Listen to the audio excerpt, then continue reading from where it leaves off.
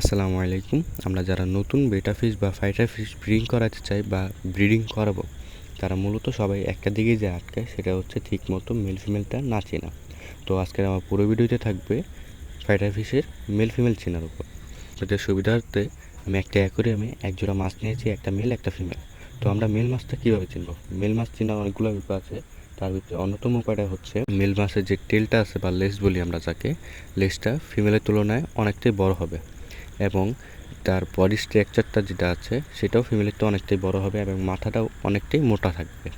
তো আমরা এইগুলো দেখে আমরা শিওর হব এটা একটা মেল মাছ। এবং ফিমেল মাছ আমরা কীভাবে চিনব? ফিমেল মাছ চেনার উপায় হচ্ছে ফিমেল মাছের পেটের নিচে একটা সাদা চিনির দানার মতো একটা এগ স্পট দেখা যায়, সেটা দিয়ে মূলত ফিমেল মাছটা ডিম দেয়। আমরা সেটা দেখে শিওর হতে পারবো এটা একটা ফিমেল মাছ। আবার বিপরীত দিকে ফিমেল মাছের লেজ এবং বডি স্ট্রাকচারগুলো অনেকটাই মেলের থেকে ছোট। তো আমরা এইগুলো দেখে শিওর হতে পারবো এটা একটা মেল মাছ এবং এটা একটা ফিমেল মাছ।